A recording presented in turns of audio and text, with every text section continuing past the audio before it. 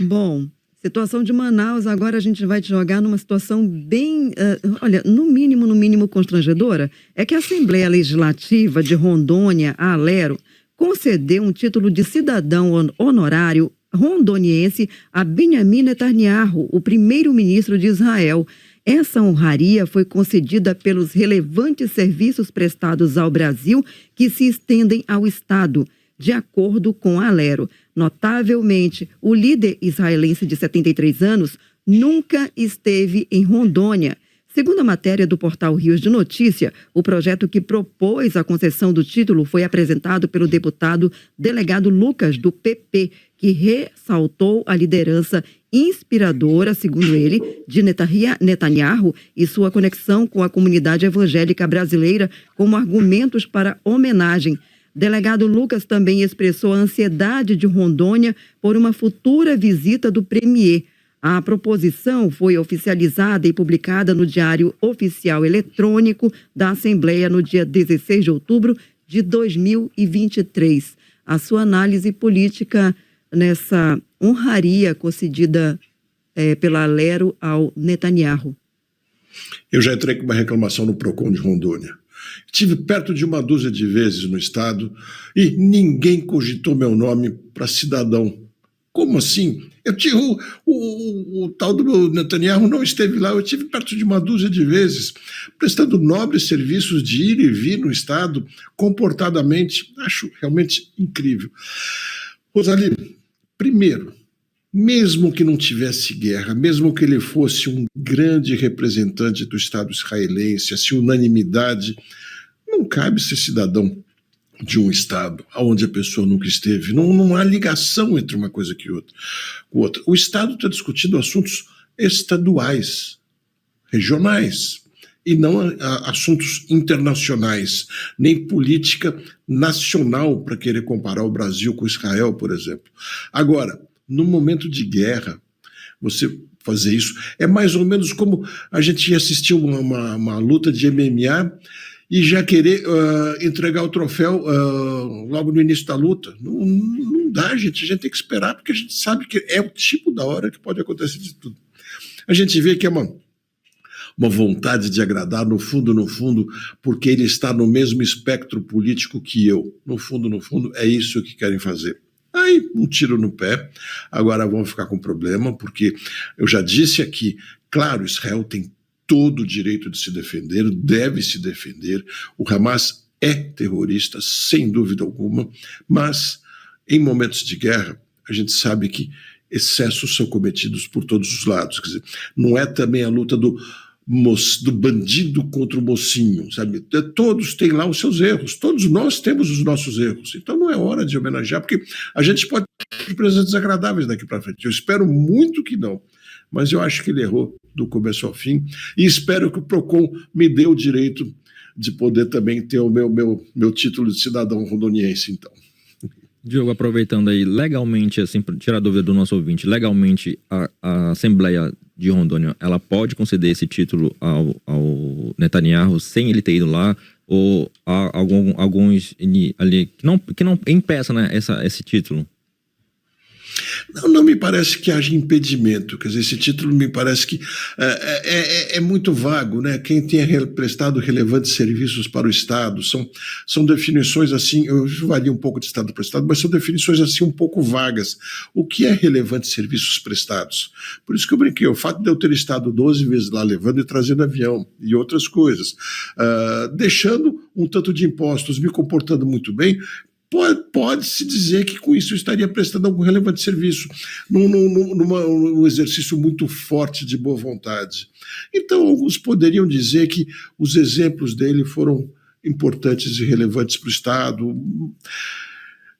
É muito vaga o regramento. Tá? O problema é a questão ética, a questão moral. Quer dizer, a gente sabe, desmoraliza o título. Esse é o problema. Desmoraliza totalmente o título, imaginando que tem pessoas que realmente fizeram muito pelo Estado.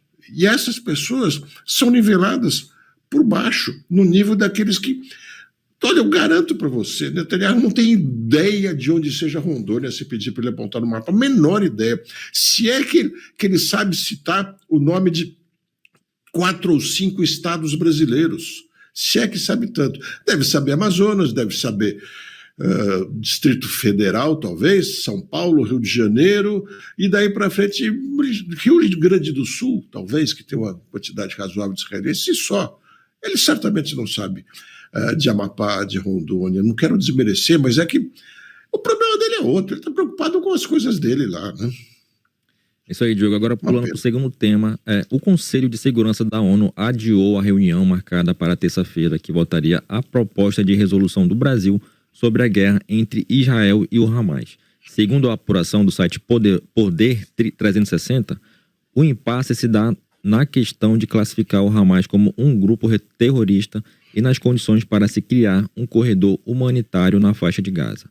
Não há informações sobre uma nova data do encontro e também não há detalhes se o adiamento está relacionado com o ataque contra o hospital de Al-Ali na cidade de Gaza. Pelo menos 500 pessoas foram vítimas. Ei, Diogo, qual de fato, é importante. Desculpe, Fábio, mas é importante a gente fazer um parênteses antes de avançar no assunto em si mesmo, sobre essa bomba que explodiu no hospital. A gente, de fato, não sabe o que houve. Parece que o mais provável é que tenha sido um foguete que tenha falhado na saída contra Israel, ela saindo de Gaza contra Israel, que tinha falhado logo na saída e atingido uma parte do hospital, e parece que nem a parte mais significativa. Parece que existe um pouco de exagero, tomara que seja exagero no descrever das coisas. E eu fico pensando pelo seguinte: se Israel faz isso por conta própria, a imagem de Israel fica muito abalada. De outro lado, se é verdade, e deve ser, que tem muitos armamentos nesse hospital, se o próprio Hamas mandasse um foguete contra o seu hospital para se fazer de vítima, tudo bem, a gente sabe que eles são capazes de tudo que a gente nem imagina, mas ele estaria, então vamos pensar desumanamente como eles. Eles estariam dando um tiro no próprio pé, porque eles estariam soterrando também os armamentos que eles teriam lá. Então também não teria muito sentido. Por isso me parece mais provável que é uma coisa acidental do próprio Hamas. Dito isso, a gente precisa, de novo, considerar que é muito difícil fazer qualquer julgamento mais completo da guerra, né? Mas de uma coisa eu tenho certeza: a ONU mostra que ela não consegue exercer o papel dela de entendimento entre os países. 12º dia da guerra e a ONU não conseguiu emitir ainda um comunicado oficial minimamente claro. Quer dizer, para que ela serve no fundo? Quer dizer, a gente percebe que para nada. Quando você tem um modelo onde 5 países têm o poder de veto sobre qualquer resolução, você mela qualquer modelo democrático, qualquer modelo participativo, mas os que podem vetar são Estados Unidos, Rússia, China, França e Inglaterra, tudo bem, mas Estados Unidos, França e China, a gente vê que a Rússia e China estão em posições muito diferentes. O que um quer, o outro não quer sempre, né? Então, eu cada vez mais me convenço que nessa parte de relações internacionais a ONU não se presta ao papel que prometia vir. De outro lado, eu acho que o relatório que o Brasil propôs para votação é bastante bom. Ele condena com veemência o Hamas, e agora mesmo assim ele não vai resolver nada. Mesmo que ele venha ser aprovado, ele não vai resolver nada. Tem o lado bom de condenar com veemência o Hamas. Essa é a primeira coisa que a gente tem que fazer, condenar com muita veemência o Hamas. Reconhecer o direito de defesa de Israel. Também fazem isso. E pedir, logicamente, muita cautela com os civis. Porque, no meu entender, nesse momento, mais importante que acabar com o Hamas nos próximos 15 minutos, meia hora, 1 hora, 1 mês, 3 meses, é garantir a vida dos 199 ou mais reféns e de todos os civis, tanto de Israel quanto da faixa de Gaza, que não tem nada a ver com a guerra. Então, eu tenho a sensação que muitas vezes é melhor adiar alguns ataques para que eles sejam mais certeiros e usar formas de inteligência para tentar resolver isso. Então, nesse ponto, eu acho que a tentativa no relatório, a tentativa escrita pelo Brasil é satisfatória, mas não ia resolver nada. Essa é a verdade.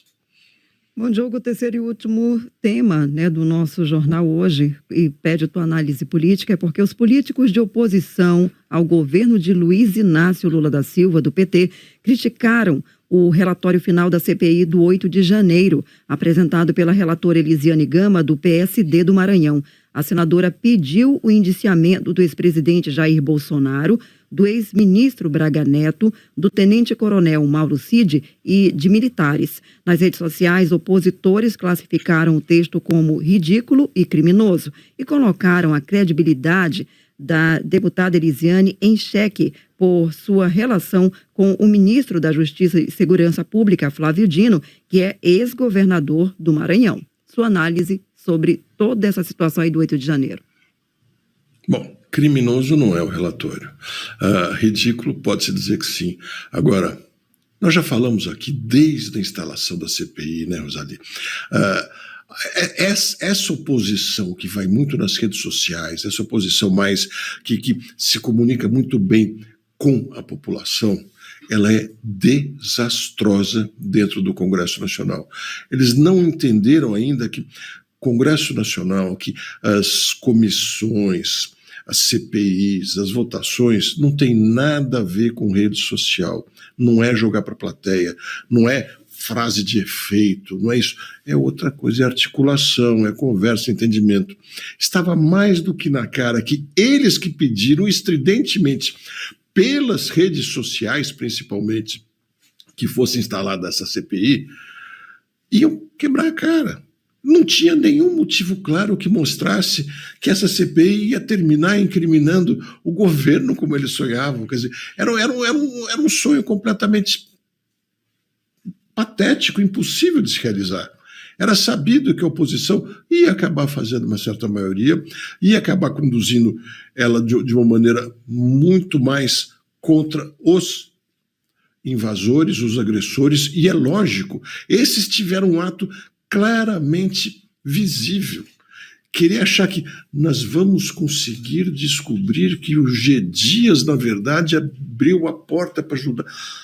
Não tinha espaço nenhum para isso, não tinha. Então, o relatório não me surpreendeu nem um pouco, embora eu ache ele um tanto exagerado. Eu acho que a maioria das denúncias e pedidos que fazem uma série de órgãos vai consumir muito tempo, muita investigação e, no final, um monte de papéis para o arquivo que vai acontecer, com uma ou outra incriminação que vai vir, mas que já viria pelas investigações policiais.